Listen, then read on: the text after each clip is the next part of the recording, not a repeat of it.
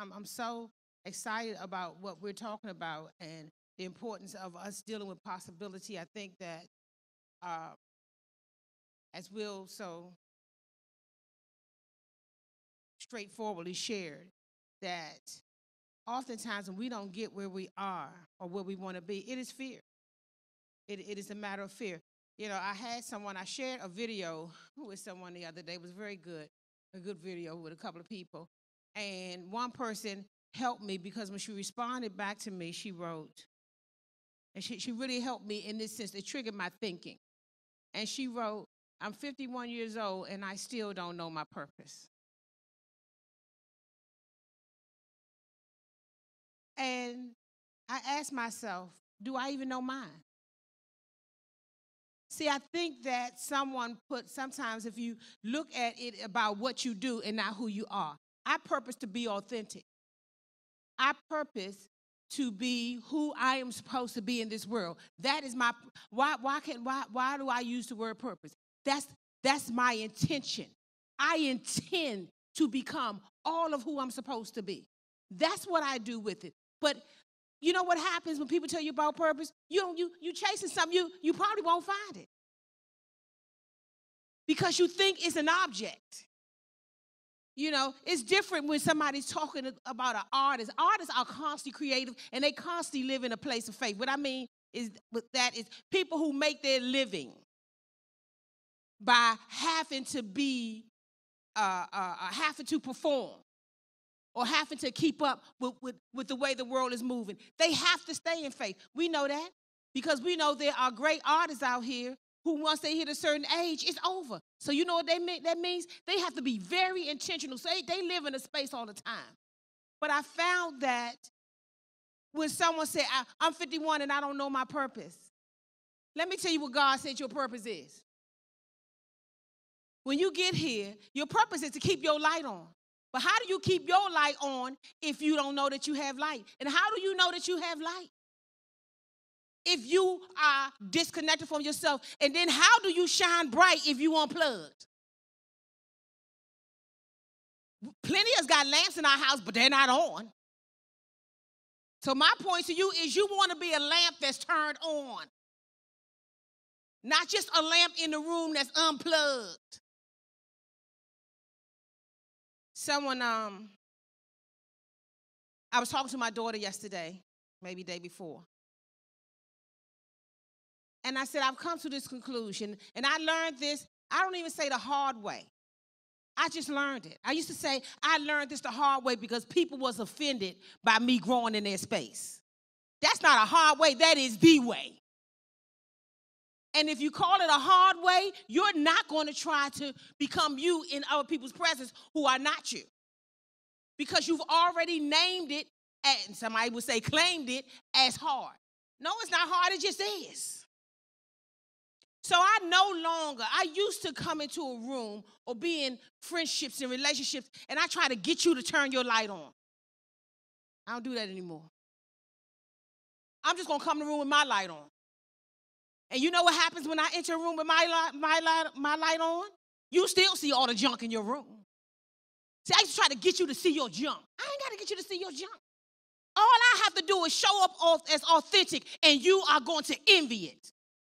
And if you turn on and you connect to God, you are going to want it. That's why my goal, not for you, for me. And when I walk in the room, I keep my light on. That means I cannot keep dimming my lights. I can't give in depression. I can't give into constant sadness. I can't keep giving into those things that make me shine much less. And then claim that I want my light on wherever I go. I have to decide, I think there's a song that Ruth, I love it when you sing, and I forgot what song that is, but you talk about how depression is gone. And whatever the song is, you kind of put in those elements. This is why I won't allow it. Because in order for me to let you make me sad, I can't be me. Because to be me is to have my light on. You ever met that person who wants you to turn their light off because their light is off? They say it this way, misery loves company.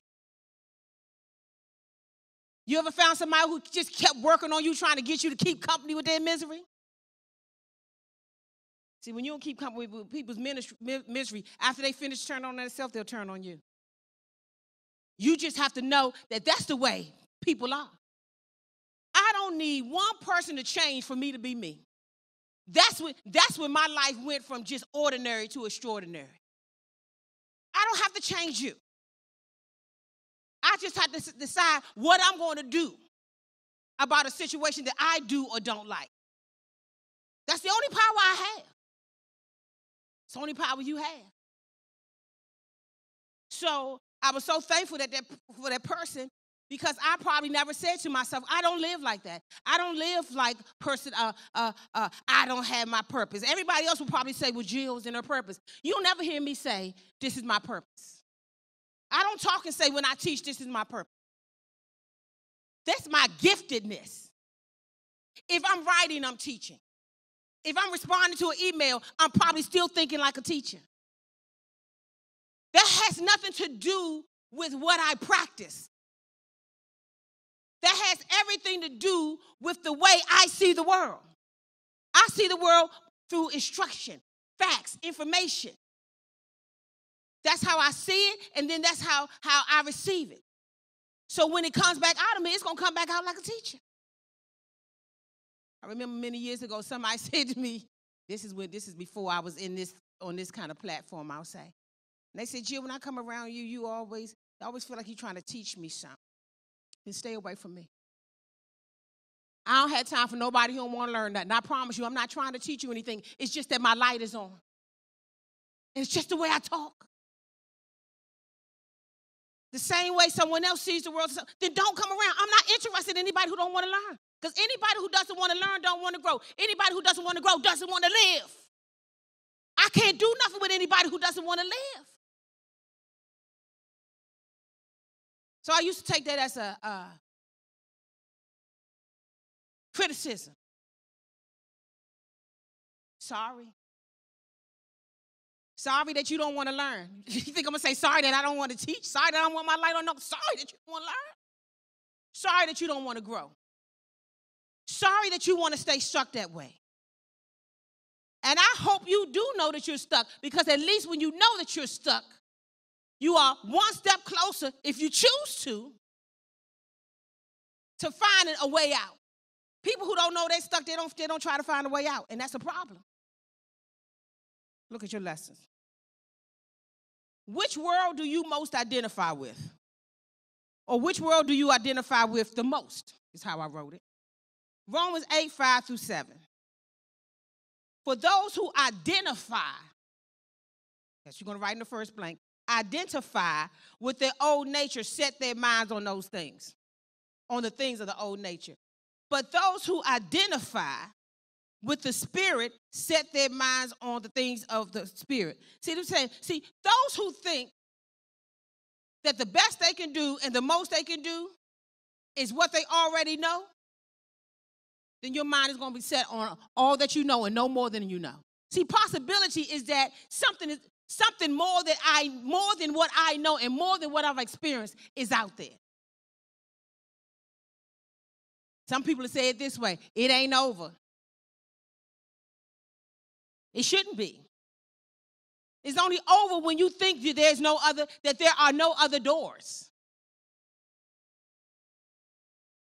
For those who identify with their old nature set their minds on the things of the old nature. But those who identify with the Spirit set their minds on the things of the Spirit. Having one's mind controlled by the old nature is death. As long as, let me finish reading, is death. But having one's mind controlled by the Spirit in life is life. Shalom, peace. What does it mean? I'm still on your papers. To identify with the old nature. This is how it sounds. My parents was this, so that's why I am where I am. That's old nature. Why is that old nature? Because you were born again so that you can have access to other keys and other doors. And born again only means this: you accept the fact that you're not just a natural man, but you're a spiritual person too.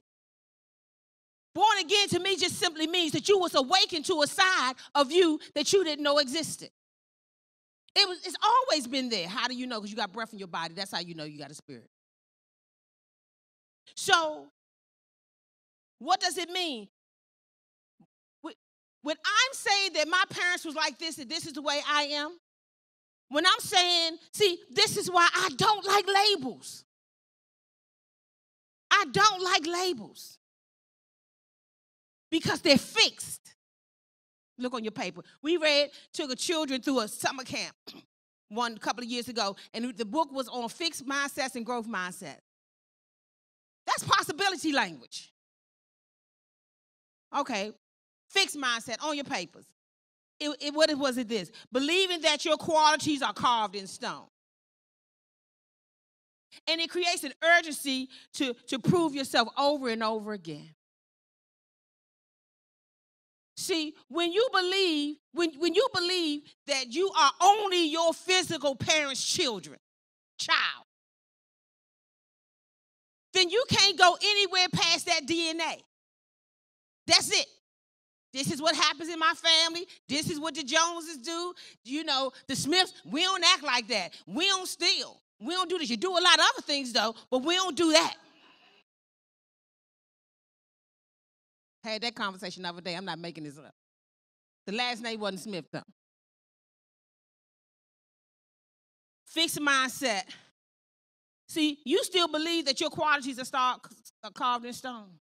Nobody in my family ever went to college. Why are you telling that to me? Do you want to go? I don't need to hear that. Why are you telling? You're only telling me that because you're trying to get somebody to lower the daggone bar with you. If it's in your mind and you have a desire in your heart to do it, then see yourself there. But when you say, here you are, you have taken 5 steps forward. And you're at least considering going to school or doing something else. How do I know? That's why you're talking about it. Because it has entered your conscious mind. But then that old fixed mindset come in. That old nature, that old identity. You start looking at all the things that come from your lower nature, which includes your parents. But you have a higher nature. It's always been there. It was asleep. And now it's constantly being awakened. But as long as you keep taking them steps back to identify, that's why somebody would say to you this way, the sky is the limit, not the earth. This is a vast universe. There are so many possibilities. There are so many ways that things can happen that you have never even heard about. That's why diversity is so beautiful. Because sometimes when you hear other people's story from their own cultures or someone who just wasn't from yours and wasn't from your household and born in your household, it gives you courage. Because sometimes you need a new perspective. And God sees to it that we have it. The Bible will say it this way. We are many members, but only one body. We all have, the hand has a perspective. The hand has a perspective on how to discipline. How many people know that? Because you got disciplined by that hand. The mouth has a perspective on how to correct the wrong. Because somebody try to correct you with their mouth. At this point, the eyes do too, because they roll real hard when somebody want to let you know that they disapprove. So each part of our body has a different way sometimes of approaching and addressing the same thing. I used to share years ago when I first was trying to embrace the spiritual gifts piece and being different. And this was many years ago. And the example I came up with back then is that if you see somebody, say you see a person, they fall on the ground. Maybe a prophetic type person, which technically pastors, prophets, teach. We're all teachers. We just do it differently. But the prophet may say, get up. The person who has that voice of God who speaks things will say, get up. And the teacher come by and see you laying on the ground and say, how did you get down there? Somebody need to learn a lesson about falling over the same rock twice. Now you know the rock was dead the last time, right? Why'd you fall over again? That's a teacher. You know the mercy person come and you, baby, you all right? See, you got to stop despising other folks and worrying about what other folks are doing and why you're not doing it like them. That's why your lights can't come on or won't stay on. Because you think my light or somebody else's light is brighter because it's louder. Not so. Not so. One of you people who are part of a ministry of the help, you'll come back and see that person there. You walk past somebody, say, oh, they don't care, no, because you're going to the store to get some Band-Aids. You're going to get your tools so you can help. But you have to know that, and you have to use that, because you will find then you will feel purposeful. I'm not looking for a purpose. Just meaning. Because then purpose becomes objects. Who am I helping? What am I doing? What I do wherever I go. Wherever the Lord send me. Be ready in season, out of season. Everywhere I go. You don't have to create this stage for me to teach. I'll do it when I write. And if I should ever stop doing this, I tell you what I won't stop doing. I will not stop using whatever God gave me to make a difference in this world. Because that feels right to me. Making a difference in this world feels right to me. But as Will said earlier, what fear will do to you is fear will make you so focused on you and so focused on your problem and so not focused on possibilities. You can't do nothing for nobody else because you're still waiting to get past your situation. Another thing I said this weekend, I swear I'm going to get to this lesson. Another thing I observed this weekend is folks who love to keep lists. Michelle Obama said, I'm a what she called her? A box checker. Called herself a box checker. See, this is what I want to tell everybody, just in case I don't have an opportunity to get back on this mic again. You'll never lose your list. You know, when you get rid of the first 5 things, the other 5 things that couldn't fit on the page just comes on it. Why am I saying that to you? Because I used to live like this. Once I get this off my list, then I can love you. Once I take care of this, then I can care for you. Once I do this, then I can do that. It's not true. It'll never stop. It will just never stop. So then I'm frustrated. Because I'm saying, I can't do what I'm supposed to do because everybody trying to ask me for something. God said, that's because you have the wrong mindset. In your mind, you think your list going to go away. No, it won't. There will be something else. If you don't bring it in, your co-worker bring it in. Because you live amongst people. Your children bring it in. Your grandchildren bring it in. Your neighbors are bringing it in. But somebody's going to make you put something on your list. Call the police on my neighbor's son. He out there smoking. That's on your list now. What does it mean to identify with the old nature? We talked about fixed mindset. Let's talk about growth mindset. It's on your papers. What is growth mindset? Based on the belief that your basic qualities are things you can cultivate through your efforts. Meaning you can do something about it. So that's a growth mindset because you didn't approach the conversation or the situation with I can't. You approach the situation with it's possible. But then there's another level called the God mindset. See, the God mindset is what you need to have on so that no matter what jam you get in, no matter what tries to tie your hands, you can, like Samson, you can break the cords. Or like Wonder Woman, people don't even know you got your bracelets on. They think you're dancing. Bam. You know what I mean? They think you done created a new dance.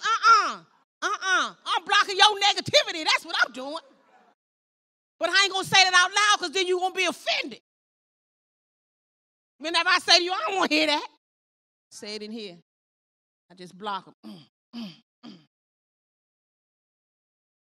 The God mindset is this. A person's true potential is unknown and unknowable.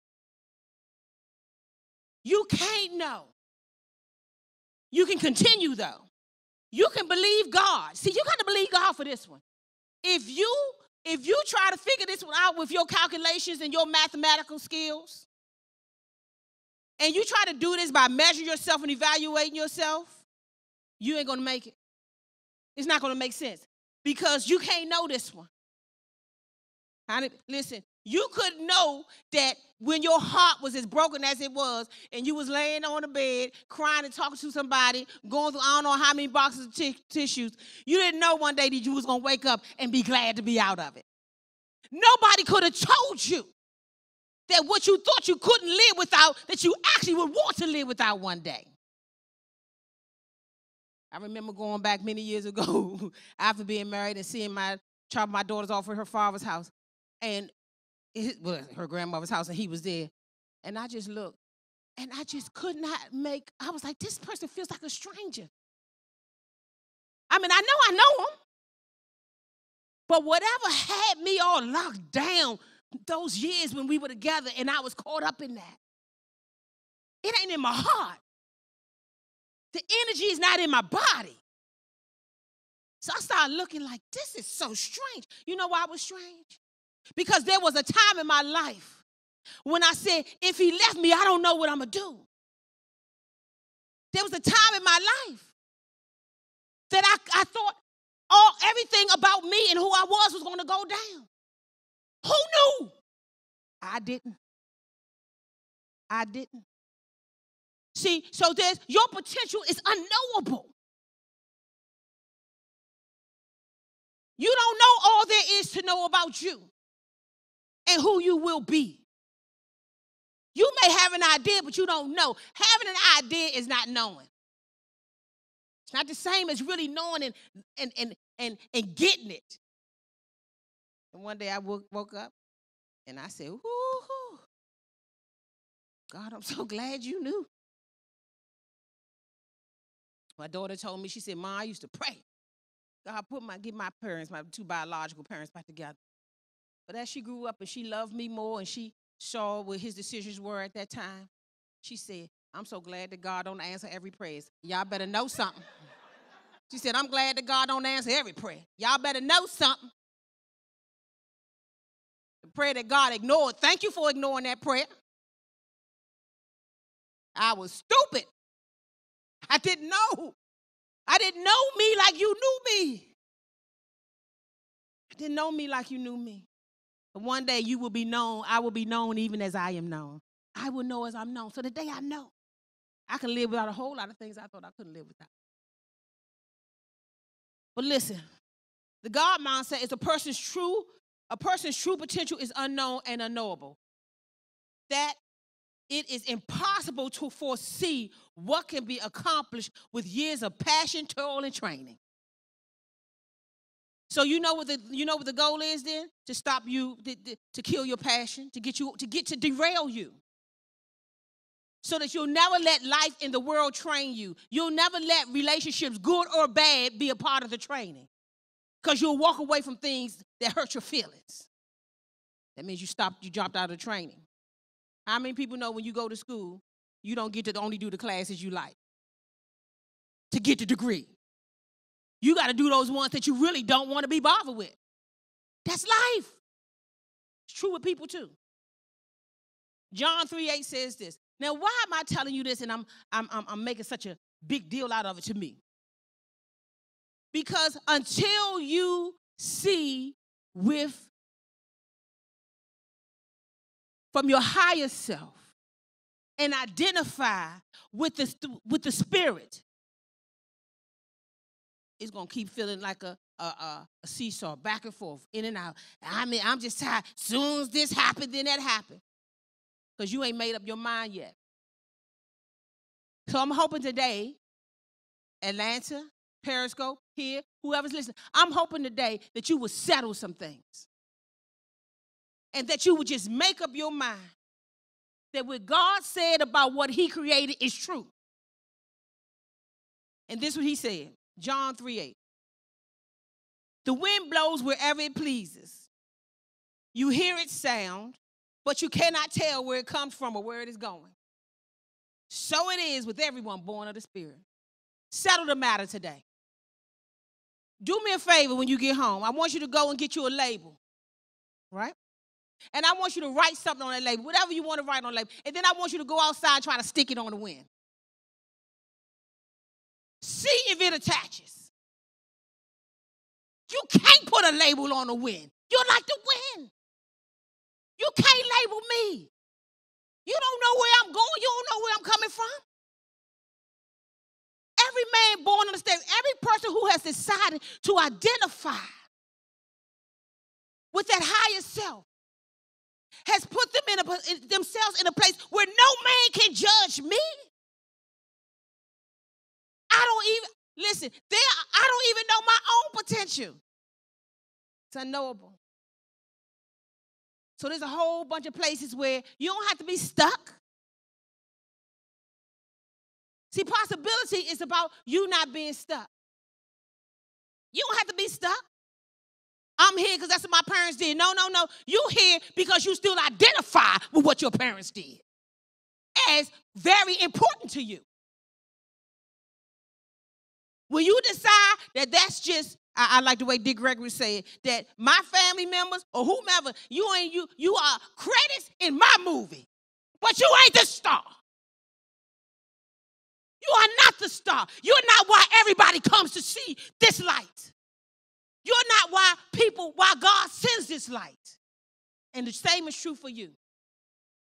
When they roll the credits, how many of y'all pay attention to the name? The extras in the film. Not me. I'm already on my way out the movie theater. I just found out when I was going to see Black Panther, it was some millennial 21-year-old behind me that said, just wait, it ain't over. It's some other stuff. Really? Where they do that at? She said, that's true for all the Marvel's movies. Really? You mean I have paid my whole $9 and didn't see the whole film and nobody told me? Because I walk out before it's all over. Because once I saw the principal parties, I'm like, I've seen all I'm supposed to see. How many of y'all remember the extras in your favorite movie? You don't. As a matter of fact, some of them, they don't even list their name. So make up your mind today that God said, I don't care what you're telling yourself. I'm telling you, anybody's born of the Spirit is like to win. And ain't nobody ever stuck a label on the win. They've never fixed the win. You can only contain a bit of it by maybe putting a little air in a bottle. But how many people know that when you put some air in a bottle, there's still plenty out there for me to breathe? See, that's possibility thinking. But you're trying to, don't mix possibility thinking up with positivity. Positivity is just you saying stuff. That don't mean you believe in stuff. Possibility is that you believe stuff. Make up your mind today. God will versus God can mindset, attitude, and belief.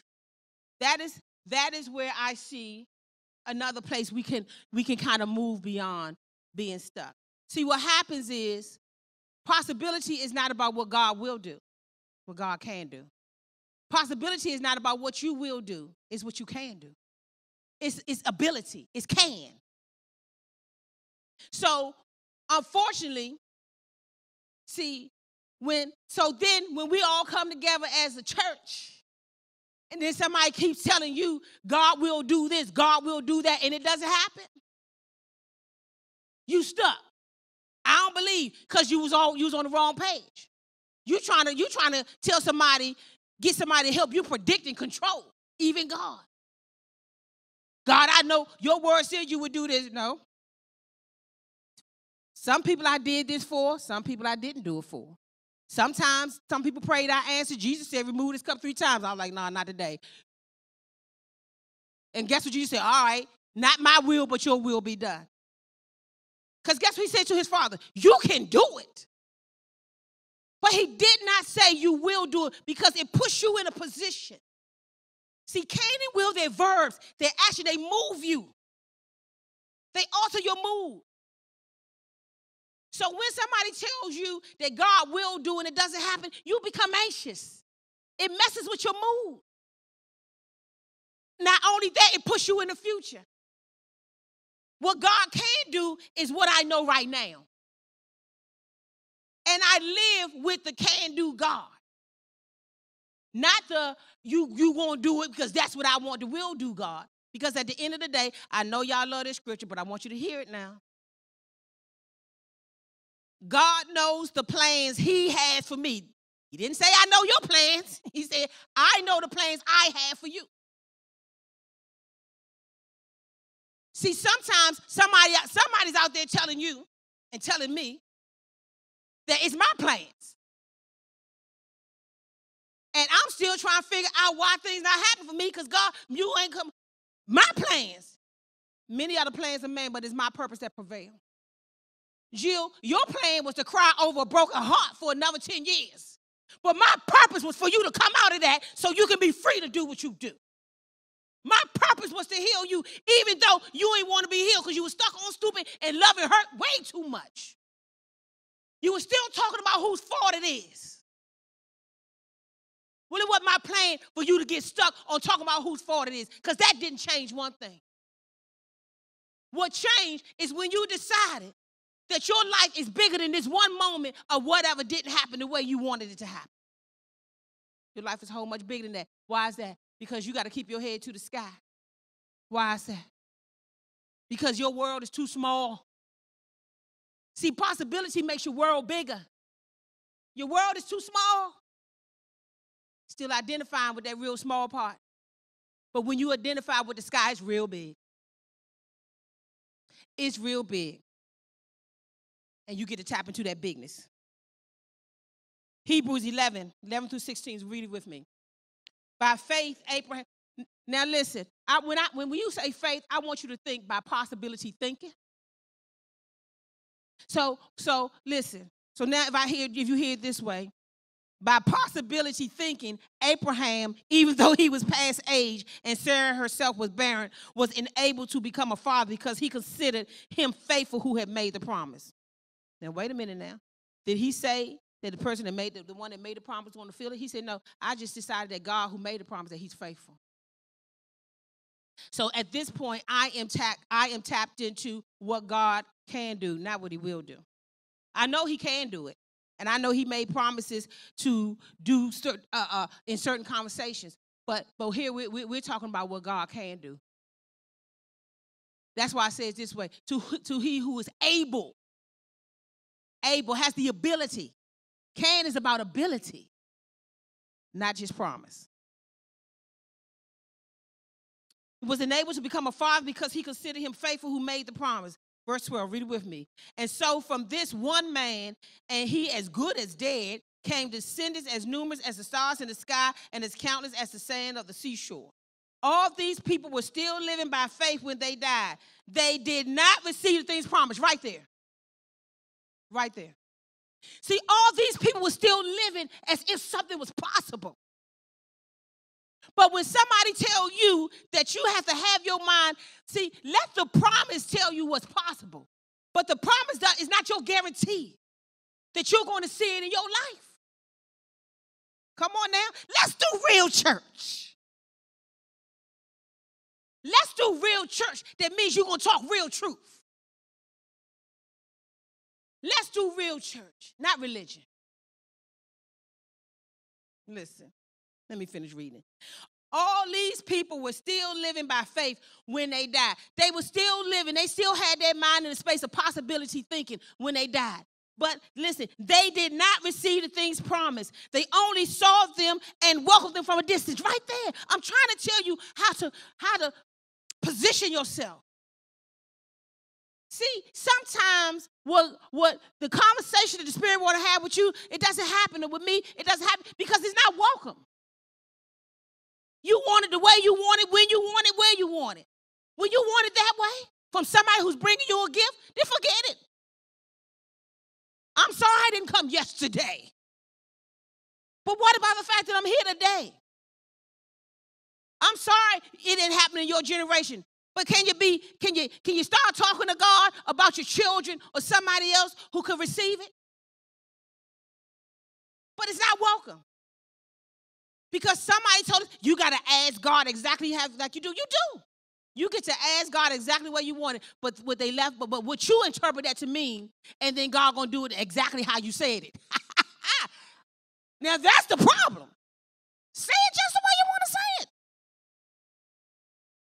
But somebody got you believing that God's going to do exactly what you say. That's the misinterpretation. Listen. They only saw them and welcomed them from a distance. And they admitted that they were aliens and strangers on earth. I just had this thought because I heard somebody laughing over there, and it made me think of somebody over there, sitting over there. And I said, I thought about that song a play that you say, Mom, I want to sing. Okay. But you think you're going to go to Broadway. I might have you singing in another building. See, don't tell me that I got to do it the way you're going to do it. I can have you to walk and be nourished by the gift. I can have you to change the world on a whole nother level. But you think the only way you can do it is that way. That's the problem. You think you can only serve in a certain capacity because it oftentimes is ego and sometimes it is ignorance.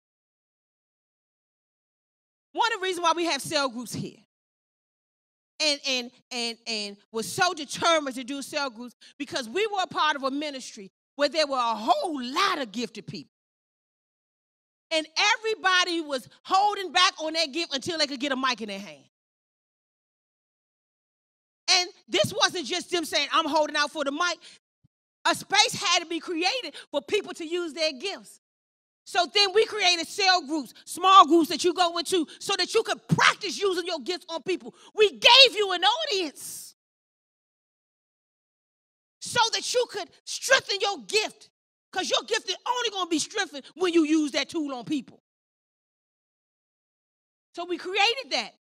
We created that because what did God put in our heart? There's too many gifted people sitting down, waiting for the pastor to die and some new management to come in and notice them. Pastor don't like me, I'll probably never get to preach. Listen, there's some prisons out there. There's some elementary schools out there. There's some boys somewhere. Stop looking for somebody to give you a platform. You already have one. You don't have to look for your purpose. You are a purpose. You are a purpose. You're God's purpose. You are God's reason. You're his reason. You are his intention. What you waiting for? Still going back trying to get your family? All you got to do is open your mind and your heart and let the Spirit know that he is welcome to guide you and govern you, and you will hear and see some things. But he's not welcome. Because he got to have a conversation with you out the door. So why should I let you in my house? And what room do you want to go into? I don't let nobody in my kitchen unless they wash their hands. That's why he told the disciples. And when you meet that person, wipe the dust off your feet. Don't even take the dust from in front of their house into the world. It'll slow you down. It's too heavy. Too full of impossibility. What somebody can do and what has to be just right in order for God to move. Said until you accept the fact that you are the wind. You are my purpose. Don't look for your purpose, look for me. Look for me. And I guarantee you, whatever you're thirsting for, I have that drink. I will quench that thirst. You think there's somebody else? Look for me. You already purpose. You already here for a reason. You ain't got to look for that. You just got to walk in it. What you're looking for is God, though. What you're looking for is getting out of that that fixed mindset. What you're looking for is possibility, not simply positivity. That's what you say. That ain't what you do. Possibility is what you say and do. But listen, verse 14, people who say such things show that they are looking for a country of their own. If they had been thinking of the country they had left, this we say, if you gonna keep thinking about all those things that used to happen and how you left, he said, if you keep thinking about the country they had left, they would have had an opportunity to return. So how do you keep getting back to your fixed mindset? Because you keep looking back about where you left. You know, it's because of them. Them, D-E-M. It ain't even them anymore. Them. They did it.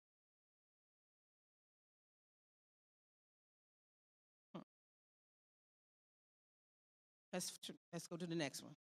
Get ready to wrap this up. Religion offers a fixed mindset while faith offers a fluid mindset. This is why religion is a problem. This is why religion is a problem and it works against faith. Because faith puts you in a position. Faith tells you you're like the wind. Remember, for every time I talk about faith, think about possibility thinking or possibility mindset. Religion offers a fixed mindset, while faith offers a fluid, a possibility mindset. It's not fixed. It's not a label. It's not stuck. It's not one way. There's other ways. Religion tells you there's one way. God tells you this: I am the way. Religion, they have to do that so you can have something to measure. John 5, 9-18. And I want to talk about what religion will do to you. See, let me see, religion will make you ask for permission. Because you breaking rules. So now you need somebody's permission to do something because nobody else has done it like this. Do you understand?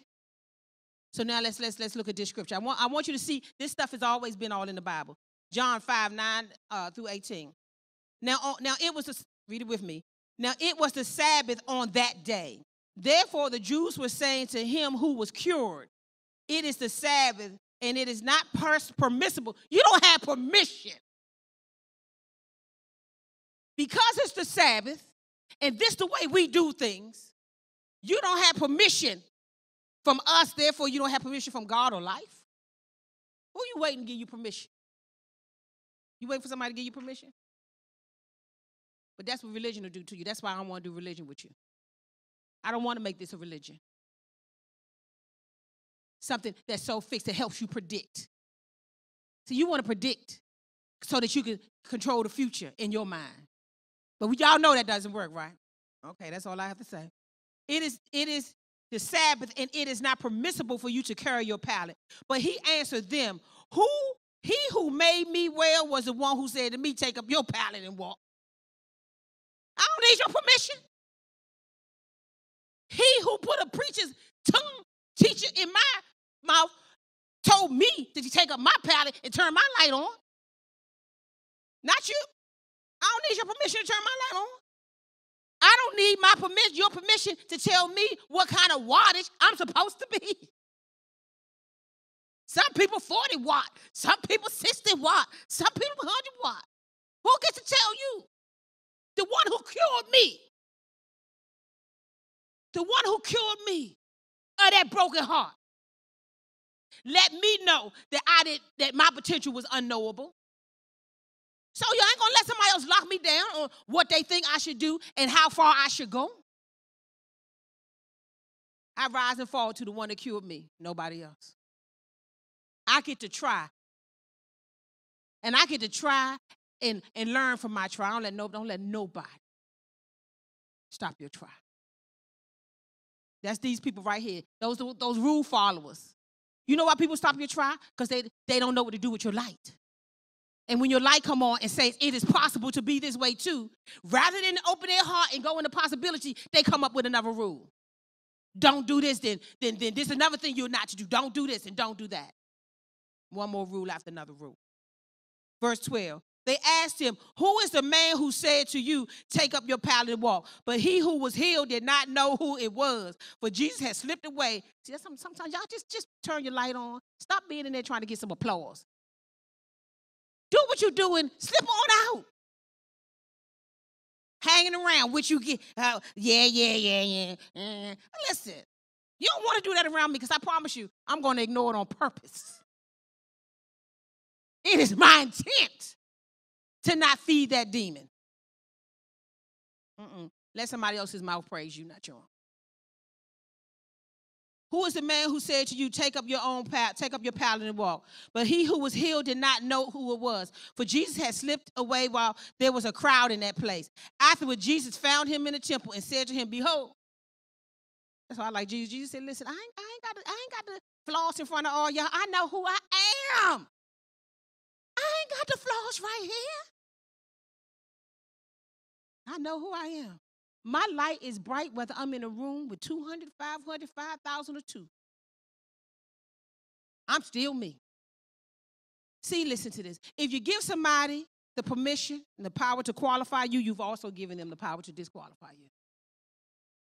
Y'all better write that down because I know y'all going to trip up over that in 2019. It's going to mess with your possibility.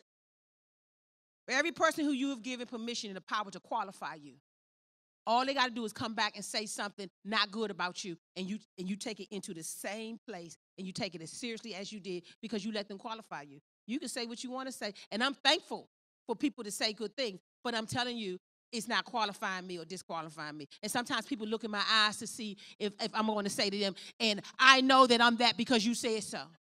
You don't want to hear with my mind. My mind was probably saying when you say that, I know. No, really. One time I was getting dressed to go somewhere, and my girl, Talita's friend came over. She was in college, and the girl said, "You look nice." I swear, I didn't mean it. I wasn't trying to hurt nobody. I said, "I know." Lita said, "Mom, I'm sorry. When I left from upstairs, I liked it. When I walked away from the mirror, I said, I like this. So I'm sorry. It was just reflex. I wasn't looking to be qualified."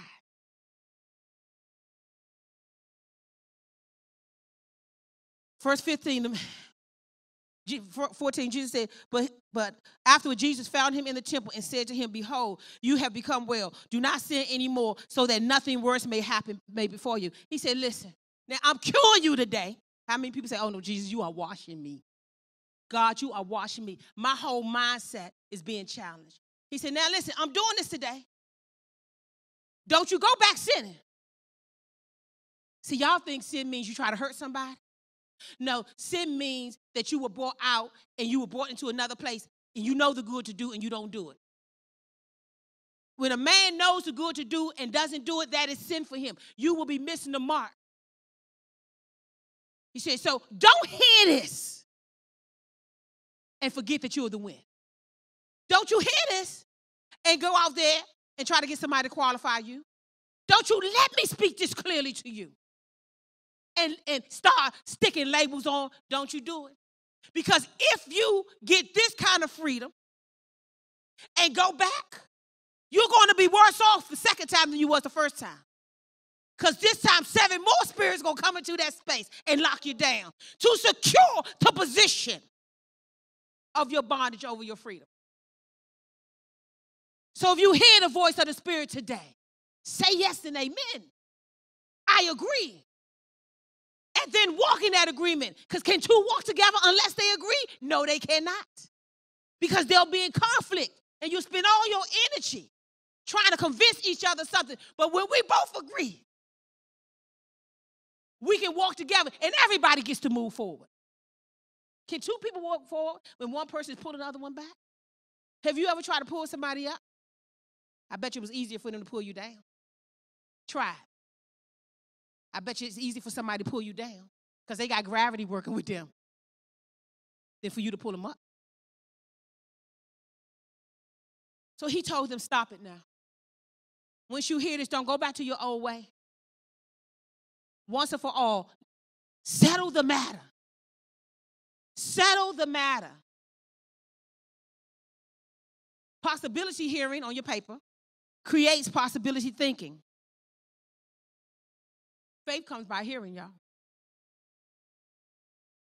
Possibility hearing creates possibility thinking. See, it is my job, my call, my position in God. The leader must see what's possible. So if I see what's possible, I'm probably not going to agree with everything you say. Because sometimes people want somebody to blame. And they want you to say with them, it is their fault. And I'll probably say, yeah, they did do something. But why are you still here? Why are you still here? I get what they did, but why are you still here? Because why are you still here? I don't have nothing to do with people who done moved on. God is too good for that. You're made too well for that. I ain't willing to lower that bar. I didn't set the standard, but I'm not going to lower it either. Not even for myself. Possibility hearing creates possibility thinking. Faith comes by hearing. Romans 10, 14 through 18. How beautiful are the feet of those who bring good news. Those who has a possibility mindset. How good are the feet of those who won't get stuck with you in your funk. How good is the feet of those who's going to let you know that where you are is not where you're going to be forever. How good are those feet that bring the good news that all things are possible. How beautiful are the feet of those who bring good news. But not all the Israelites accepted the good news. Will you accept this good news today? Will you accept? Settle it. Will you accept that nobody can label you? Tell yourself that. I had a video, but I'm not going to look at it. I'm not going to play it. But I'll tell you what the video is about. It's neuroscience. And what it shows you is when you use certain words, what they've discovered in on this video, you use certain words, certain parts of your brain light up. Possibility hearing creates possibility thinking. See, so you're pasting words on your brain, and you're telling your brain how to think and what kind of meaning to give these words. That's science, not just, that's why I always tell you, I don't know why people think God and science is fueling. God created all things, even the method of measuring. How you going to measure the moon and measure the circumference of the earth and then boot God out? I mean, surely, it was a big bang. Okay, let me say this. Will, you know how your children got here? It was a big bang. You know how you gave birth to life and created life? It was a big bang. And you weren't mad at it, were you? Not at all. And neither is God mad, because he got all these children. He knows you have his DNA. You just don't know you have his DNA. But not all the Israelites accepted the good news, for Isaiah says, Lord, who has believed our message? See, you're trying to believe words. No, it's the message. Religious people like to pick out words in the Bible. God said, I didn't build the kingdom off a word. I built the kingdom off of a message. That word belongs to a message. Don't separate that word from the message. You ever took some out of context? Took one piece out of something and then told a story, it was all off? No, you gotta keep it right within that context. God said, this is more than a word, it was a message. That's why I sent a messenger, not a word. I sent a messenger. Lord, who has believed our message, verse 17. Consequently, faith, possibility thinking comes from hearing the message. What message do you have to hear? All things are possible. That you are like the wind. Nobody can put a label on you. When you decided that you were more than just a mere man, and not only were you a son of man, but you were a son of God, which makes you a little small g. When you accept that you're more than a mere man, you'll stop arguing with people. You ain't got to make nobody do nothing. All you got to do is come in the room with your light on. Are you ready to do that? You ready to let God shift you from a mindset that's fixed on all that happened on this earth? Oh, my God, this ain't nothing but a small manifestation of something that's already happening, a beautiful thing that's happening in heaven. But you got to believe that. A lot of those Jews didn't believe the message. God's children. But God's children in this room, Periscope, ATL, do you believe the message? All things are possible. And if that is true, then whoever did what and when they did it, you can let that go now. Fix your mind on Christ. Get your mind. If you want to fix something, fix it on Christ. That means you're going to set your gaze towards possibility, not towards blame or what anybody else has done. If you need any prayer in this room, you're saying, God, I'm not going to ask you to come here. I'm just going to say you can stand on your feet. You can bow your head. It's your choice. But God, I'm acknowledging right now And when you stand on your feet, you know what's wonderful about standing on your feet? Because you acknowledge the other witnesses. So if number 11 is standing on her feet, and everybody with her, when she started talking about I came and I didn't because that happened, I want y'all to remind her as witnesses. That on this day you took an oath. This is your oath. This is your good faith deposit in the kingdom. That I will plant my feet in my mind and use my words for good news. And good news is not feel-good news. It is the good news that belongs to a message. All things are possible. You know that. God can do all things. So first, I'll say this. Get your mind ready to let go of somebody telling you that God will do what you want. Big and in our face in the Bible. What did Jesus say? God, remove this cup from me if you will. Not you have to, because you said anybody, I can ask anything. Jesus said, listen, if Jesus got to surrender his will, what kind of ridiculousness am I living in? What I understand is religion. And religion helps you predict. It helps you feel safe. Keeps you from being vulnerable. Because when you get to feeling vulnerable, you can just take somebody to the page. Did God say don't do this, don't do that? What God said is be fluid. Be like water. Be willing to change. Be willing to do all that. Father, in Jesus' name, I thank you right now for bringing us here together. In the name of love. In the name of compassion. In the name of truth. In the name of forgiveness. We're here today. Father, I thank you that scales have been lifted from their eyes right now because of what you are able to do. I thank you right now that the mind is being renewed because of what you are able to do. And I thank you, Father God, that you said once we renew our mind, we will have such discernment that we will know the difference between your permissive will and your perfect will. Give us those kind of eyes, Father God, to see past our troubles when they try to derail us. We thank you for your protection. We thank you for your acceptance. We thank you for your love.